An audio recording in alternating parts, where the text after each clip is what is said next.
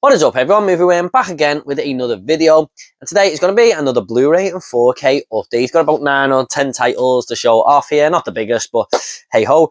I want to do this though because behind me is a backdrop I've had since the day I started this channel, and it's got a little bit different on the next video because tomorrow I'm moving all my Blu-rays up to the loft, which I've boarded out and put loads of shelves in and stuff. And that's going to be my new movie room. So I wanted to do this Blu-ray and 4K update before I start getting them all up there. So just let you guys know, the next video you see will probably have a different background. It's going to be a work in progress, so that won't be the fully finished article when you see it. But I'll probably provide a few little updates on my community page, or short little videos there showing off the movie room. So look out for that. So let's just get into it now with the first thing that I picked up. Now this is on 4K.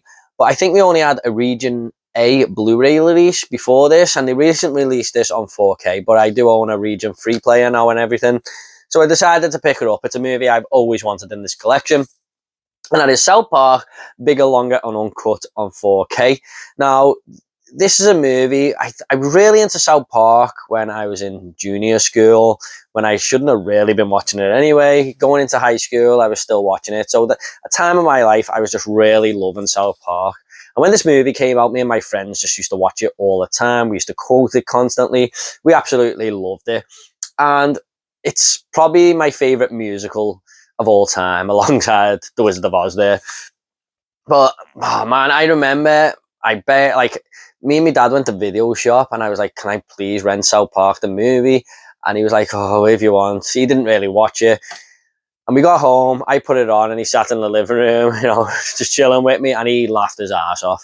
So I always remember that night. And yeah, it's just a great movie. Basically, Terrence and Phillip bring a new film out on the cinema. All the kids go and watch it and start swearing all the time and stuff, much to the dislike of the parents of these children, and it ended up going to war with Canada, which is where Terrence and Phillip originate from. And it kind of plays on its own sort of identity, I think, there, because a lot of kids shouldn't have been watching South Park at the time, and that's kind of what this movie is doing. It's with its story kind of mocking itself a little bit there. But yeah, absolutely love this film. It's just so funny, wonderful music and songs in there. So yeah, I can't wait to watch this one again. Actually, I'm really chomping at the bit to rewatch it. We're so happy to have this. That is South Park, Bigger, Longer and Uncut. Next up, we do have Cujo on 4K. And this is a movie that I watched last year when I was going to do a podcast on Stephen King movies with my good friends over at Twisted Locker, Curtis and Jenks. And it's just a movie that I've never got round to before because I just never fancied it. I don't know why. I was like, oh, a horror movie about a rabid dog. I don't know. And I just put it to the back. Put it on the back burner, really. I never really bothered with it. When I finally watched it, I thought, why did I stop myself watching this movie all these years? This was great. I had a really good time with this, and I actually picked up the 4K because I liked it that much. This basically, it's kind of like a family drama thing there with Dee Wallace and his son and her husband, but there's like a little bit of an outside romance coming along with Dee Wallace, who's kind of having an affair. It plays on that a little bit there. And then the second act is more to do with Dee Wallace trying to protect their son against this rabid dog that's going around town killing people. And it's getting worse and worse by the day. This movie kind of reminded me of Christine a little bit, even though, they're both Stephen King, where the dog is just kind of getting worse and worse as it goes on. Kind of like Artie in the movie, gets more of an asshole. So yeah, it kind of turns Cujo into a monster, basically, as the hot summer days go by. And it really becomes this isolation film where it's kind of her mother trying to protect her son. And as a father now, this movie really played with my emotions. I really wanted her and her son to get out of this. And you can see how much she wants to protect them. She puts a great performance in here. But yeah, really, really good film, really cool movie. And so happy to own this on 4K now. So that is Cujo. Next up, we do have A Quiet Place Day 1. I think this came into my top 5 horror movies of last year. I was really surprised by this film. When I was going to see it, I thought, oh, another Quiet Place movie. But they're going back to Day 1 there. Is that really going to work? Because we already seen that segment in The Quiet Place Part 2, and it was done perfectly.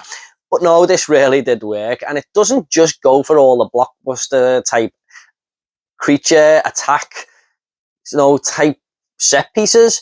Although there are quite a few of them in this movie, the central focus is these two characters who kind of are polar opposites. Nippolita de Nyong'o is basically dying, and she meets Joseph Quinn's character, and they form this bond, and basically, sort of, they feel like the world's coming to the end, so they just kind of make the most of it with this friendship. And you know what? It's a really heartwarming story. I really, really enjoyed this film, but these two characters absolutely make it worthwhile. There's a real cool story there. My biggest problem with the movie is it feels like a sidestep film. It doesn't really expand the lore or anything of these creatures and why they're attacking, where they came from and everything. But it's still a solid film, and I would like to see more Quiet Place movies taking place in different parts of the world on different days. Now, it really just, I suppose it opens up the universe from that point of view. But yeah, great movie, really enjoyed it. And another great entry into this franchise, so that is A Quiet Place, Day 1. Next up, we have Kurt Russell in Breakdown. This was not a blind buy, because I've heard so many people recommend this movie, mainly Andy from Forgotten World of Movies over on them live streams that him and Nige and Keith from Euphoria Pictures do. Brilliant live streams. But I always hear Andy talk about this one, and I decided to pick it up, and I had a great time with this. A real cool on-the-road thriller where Kurt Russell and his wife break down, and this wagon driver comes past and says, look, I can take one of you to the next town, and one of you wait with the car. So Kurt Russell and his wife decide to go with this idea. His wife jumps into the wagon, and Kurt Russell is waiting for so long for them to come back, and he gets the car moving again. He goes to the next town, and no one's even seen his wife or this trucker come by, and he begins a frantic search for her in the back country of America. And it's just a real great thriller. Love the direction it went in. Great performances all around from the villains and Kurt Russell himself, and a really solid third act. So yeah, I love on-the-road thrillers. I don't know why I've let this movie pass me by. It kind of reminded me of The Hitcher a little bit there. And I love when movies all take place in the outback, in the middle of nowhere. And this one does it brilliantly. Looks great on 4K as well. So a movie from the 90s, which is my favourite decade in movies, that has just passed me by over the years. I do remember looking at the VHS cover and stuff, but I just never watched it. So glad to finally watch and own this one now on 4K. I will definitely revisit this one in future. So that is Breakdown. Okay, next up, we've got a little bit of a guilty pleasure movie, guys, but you can only like what you like, can't you? My sister used to own this on DVD and watch it all the time, and the amount of times I ended up joining it and watching it with her and really enjoying it, I would be lying if I said I don't like this movie, and that is Mean Girls. So this was in the 2 for $30 offer. As you can see, A Quiet Place Day 1 and Breakdown also were. And I picked up 2 other movies. I'll show the other one in a minute. But I seen this, and I thought, if I don't get this now, I'll never get it. I had it on my list, but I wasn't really committed to buying it, because I don't know. It's just feels like a chick's movie, doesn't it? Let's be honest. But I can't deny how much I have fun with this movie, and my son is also born on the famous quote on this film where Lindsay Lohan says it's October 3rd. We call my little son the Mean Girls baby when he was born, because the nurses and stuff were saying, I'm going to go and watch Mean Girls now in honor of your baby boy Roman. But anyway, I think this is really fun. It's Lindsay Lohan going to a new school, and she gets in with these other 3 girls. One of them being Rachel McAdams, who I absolutely love. She's a great actress. And they turn her into this bit of an arsehole, and it's basically just a fun little high school story there. But yeah, really enjoyable movie. Great characters. Even the teachers and stuff are all fun to be around. But yeah, really, really enjoy this one, and I'm really happy to own it. I'm not going to lie. That is Mean Girls. Next up, we do have Ghostbusters Frozen Empire. This is a movie that I actually quite enjoyed at the cinema. I was expecting the worst, going by all these disappointing reviews and stuff like that. But I enjoyed it. I mean, it's probably my least favourite Ghostbusters movie out of the main 4, not including the female version. But it's still a lot of fun. I think the whole franchise is a lot of fun. does try to do a lot of things, and some of the stories really do miss, especially the one with Finn Wolfhard trying to take on Slimer in that apartment. They just didn't know what to do with that character, and I really thought he'd be the most popular character in this movie and the one to take the Ghostbusters forward, but he's kind of in the background there. Is it, what's her name? Is it McKenna Grace? Oh, God. I really forgot her name. But, oh, I'm really sorry. I really wanted to find her name, but no, I'm going to take too long. But the young actress in this movie, she was great once again. She was the star of Afterlife, really, the standout. I don't think we need to see Bill Murray and everyone in there no more. It just felt a little bit desperate. Seeing the receptionist from the first two movies as well, just kind of being a Ghostbuster. I mean, do we really need that? I just feel like it plays on them throwbacks way too much. Well, I kind of like the role of Winston and kind of Ray for most of the movie, where they were kind of doing things in the background, but when they all become the Ghostbusters, it just feels like it's trying to hit you over the head with the nostalgia. But I did like some of the Easter eggs in this movie, kind of like where we see that big lion statue outside the museum and stuff like that. Some cool little throwbacks there. But overall, I think it's a fun time. It tries to do a lot, but it's still fun. I still enjoyed it. So that is Ghostbusters Frozen Empire, and it completes my Ghostbusters collection now. Next up, guys, we do have two movies that I ordered from the US that are real childhood favourites, and I've wanted them in the collection for the longest time. So go Region A, you can't go wrong. Or Region 3, should I say. The first one we do have is The Indian in the Cupboard, and this sees this young boy who gets this cupboard, this little mini wardrobe, if you like, and when he puts his toy figures inside it, closes it up, turns the key and opens it again, these toy figures come alive. And one of them is this like Indian sort of figurine, and he kind of forms a friendship with him, and it goes on from there. But I just loved seeing this transformation every time this kid puts this little Indian figure in the cupboard. I just think it's so awesome, and it's just a fun little tale, basically. But yeah, just one of them from the childhood that I've really wanted to rewatch for such a long time. I used to watch it on VHS constantly, and I'm glad to finally own it now. So, man, I love physical media. It just really is one of the greatest things out there, isn't it? Owning films like this from your childhood, nostalgia overload, and you've got it forever now. Yeah, glad to finally own it. That is The Indian in the Cupboard. And next up, we do have The Little Rascals. Now, another one from my childhood that I just absolutely loved. Such a fun movie. This sees this He-Man Woman Haters Club of this like group of boys who hate women, and they all form this club together.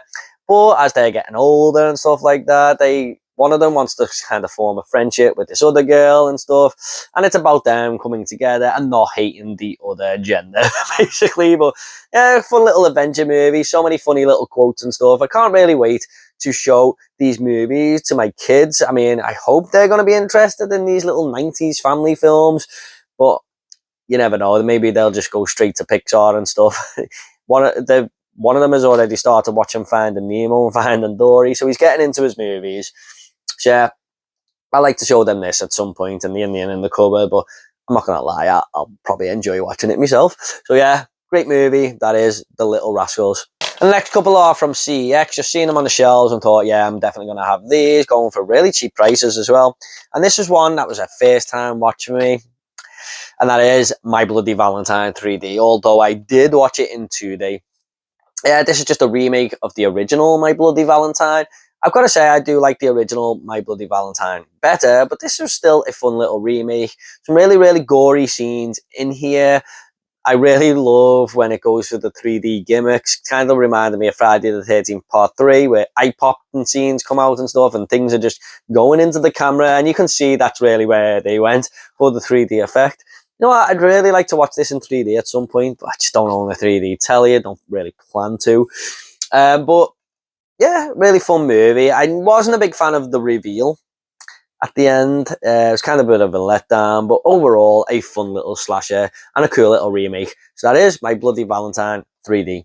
Next up, we have Bodies, Bodies, Bodies from A24. And I gotta say, this is probably one of my favourite A24 films. I was really surprised by this film.